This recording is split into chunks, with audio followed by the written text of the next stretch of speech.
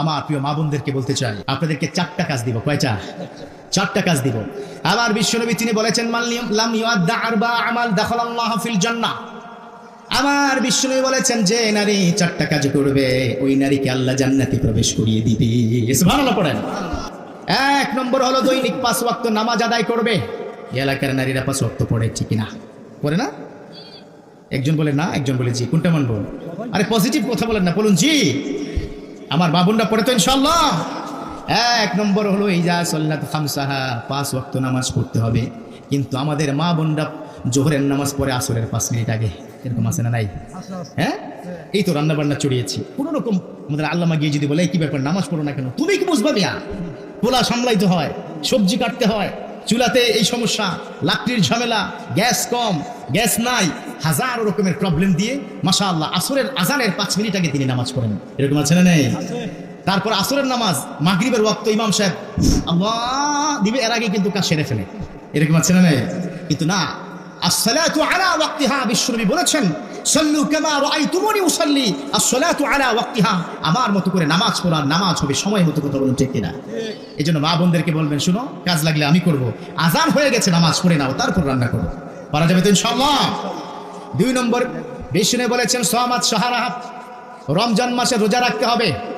রাখা দরকার আছে না নাই?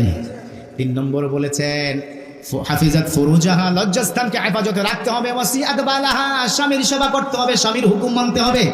এই এলাকায় সব নারীরা স্বামীর সেবা করে, ঠিক কিনা? করে না? এখানেও না বলতেছেন, কি ঝামেলা? এটা বলা যাবে না। করে করে বলেন আলহামদুলিল্লাহ পড়েন। আলহামদুলিল্লাহ। মোহরানা আদায় করেন নাই কারা? এই যে নারীদের বিরুদ্ধে কথা বলতেছেন, মোহরানা আদায় করছেন? আচ্ছা, ফুল পেমেন্ট মোহরানা আদায় করছেন কারা কারা? হাত উঁচু করে দেখান। পুরা পেমেন্ট করছেন?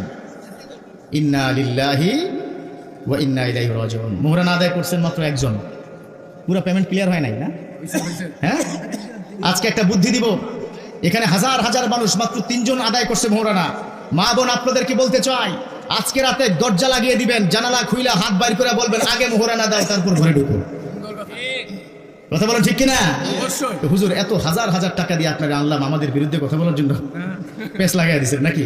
না, বিশ্বনবী স্পষ্ট কথা, যে মোহরানা আদায় করবে না তার স্থান ওই জাহান্নাম, পুরো নাউজুবিল্লাহ। আর মোহরানা আদায় করবে কি করে? এখনকার ইয়াংরা, ওদেরকে তো আপনারা বিয়াই দেন না। বলেন বাদাইম্মা কি কইরা খাবে, কিসের বিয়া? এরকম আছে না নাই? যুবকরা বলো আছে না নাই? এই জন্য এই যুবকগুলো প্রেম করছে, বিয়ে করার চান্স পাচ্ছে না, আপনারাই দেন না। এই জন্য এখন থেকে আমরা বিয়ে করতে চাই, প্রেম করতে চাই না। কথা বলো ঠিক কিনা? দেখছেন যুবকদের আওয়াজ?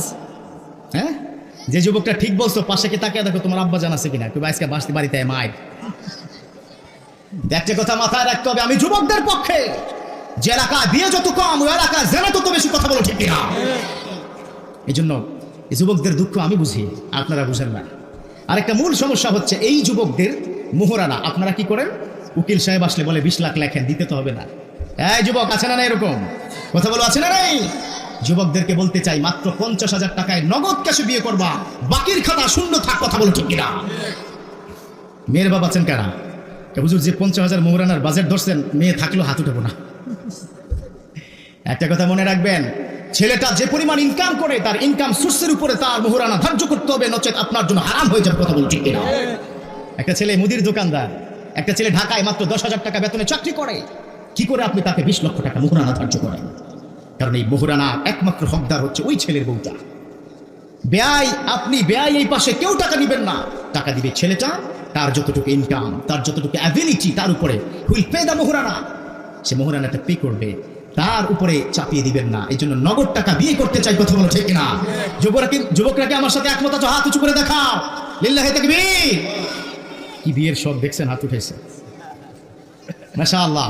আমি যুবকদেরকে এই কারণে কথাগুলো বলতে চাই, আমার দেশে বর্তমানে সোশ্যাল মিডিয়া এসে আমার যুবকদের চরিত্রটাকে ধ্বংস করে দিয়েছে। কথা বলো ঠিক কিনা? Social media, WhatsApp, imo, Viber, Messenger. আবার বন্ধুরা আমাকে একজন বলছে, হুজুর আপনি তো বললেন ফোনে কথা বলা যাবে না, হুজুর চেটিং বেটিং কি করা যাবে? তো কি দুষ্টর দুষ্ট, কি দুষ্ট বললো হুজুর, আপনি তো বলছেন ফোনে কথা বলা হারাম, তাহলে চেটিং করলে তো অসুবিধা নাই। এই জন্য চেটিং করা যাবে না। আবার ফেসবুকে মিউচুয়াল ফ্রেন্ড আছে, আমি ডিরেক্ট ফ্রেন্ড মেয়েটা নাই, কিন্তু আরেকজনের ফ্রেন্ড হিসেবে ওই মেয়েটা আমার ফ্রেন্ড। এরকম আছে না নাই? এখন থেকে গার্লফ্রেন্ডকে হারাম করে দাও আর কোরআনটাকে হালাল করে দাও। কথা বলো ঠিক কিনা? গার্লফ্রেন্ডকে আজকে রাতে গিয়ে না বলে দাও, কোরআনটাকে আজকে রাতে গিয়ে হা বলে দাও। কথা বলো ঠিক কিনা?